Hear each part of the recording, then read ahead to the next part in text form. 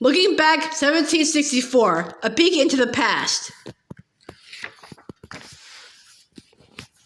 Summer in 1764. In Kaya's time, and for many generations after that, a girl almost could have walked across the river on the backs of salmon nearly as large as she was.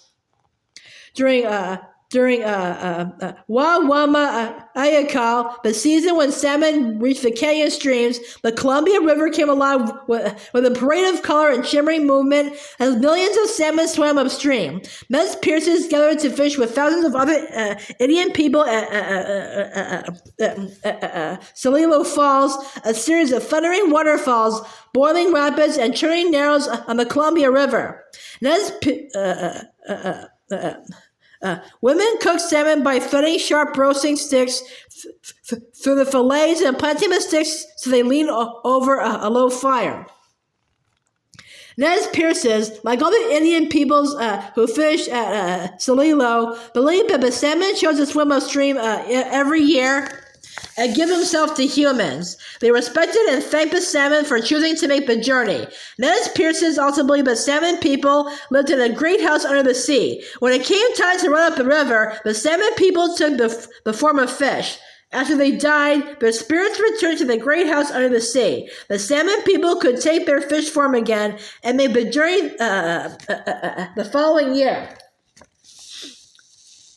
The first time young fishermen dipped their nets into the roaring river in search of salmon, they learned that nature was a force far more powerful than humans. Salmon were so big and so strong that, even when they swam against the ferocious current, they could pull a fisherman into the rapids. According to Nez Perce legend, a beautiful maiden lived inside Celilo Falls. Sometimes she would sacrifice fishermen to the river as a way of giving back to the salmon. The river would give, and the river could take. It was a fair trade.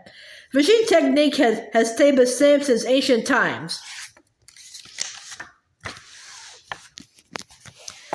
Celebrating the salmon was celebrating the cycle of life, and it was amazing to be a part of it. Each year, Nez Perce watched full-grown salmon surge upstream to lay eggs before they died. The largest falls in Celilo were over 20 feet high, and it was an awe-inspiring sight to see the huge fish leap and lunge their way to the top. Sometimes they fell, but they never gave up. In the autumn, young fish, fingerling salmon, ran downstream, racing to start their new lives in the sea. For thousands of years,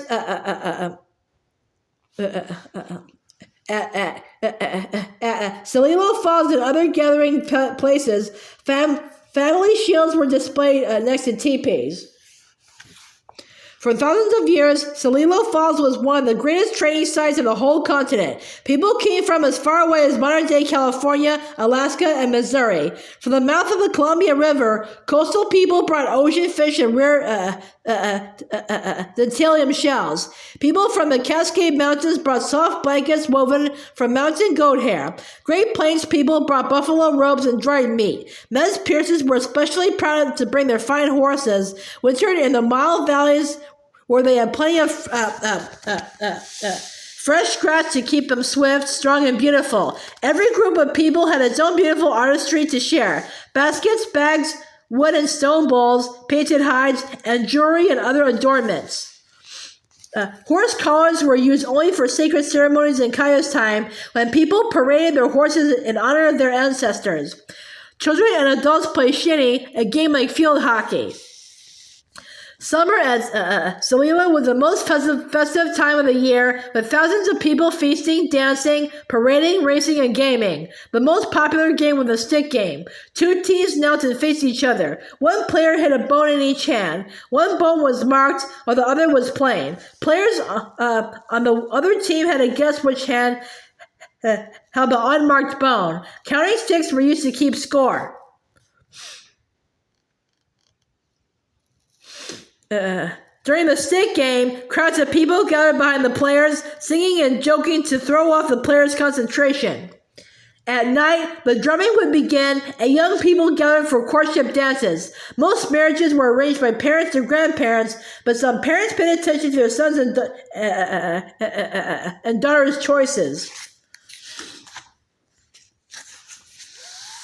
After the dances, a young woman might hear the sound of a flute outside her teepee. That meant a young man had come to court. If a Nez Perce youth married into another tribe, those families became trading partners. It was good to have a trading partner from another tribe, because the two partners probably would have different goods to trade. According to Couple in 1903, in Kaya's time, marriage to a person in another tribe was good for trading and meant less warring and raiding too. Celilo Falls remained a vibrant place to celebrate Indian life and culture until the 1950s, when the United States government decided to build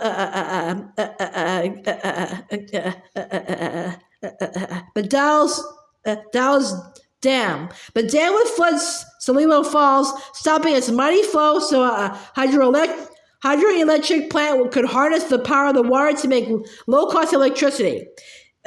Indian chiefs spoke out against the dam. They told government officials how they depended on the salmon to live. They reminded officials of the Treaty of 1855, which said that their tribes kept the right to fish at their usual and accustomed places, specifically Celilo Falls. Women elders spoke too, telling of previous broken promises and pleading with the officials not to repeat those mistakes. Girls might trade dolls, jewelry, bags, belts, or even moccasins with trading partners their own age. The wild waters of Celilo Falls boomed like thunder.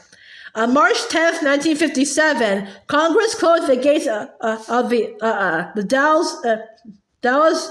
Dallas Dam, and the people of many tribes gathered to watch their ancient fishing sites slowly disappear under the flood.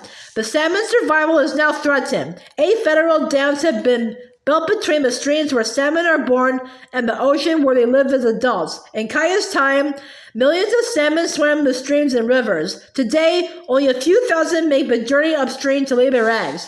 The Creator put the Nez Perce people where salmon return, and they and all the other tribes who share these waters are committed to protecting this place. They are working to have 4 of the dams partially removed to help the salmon return to the streams.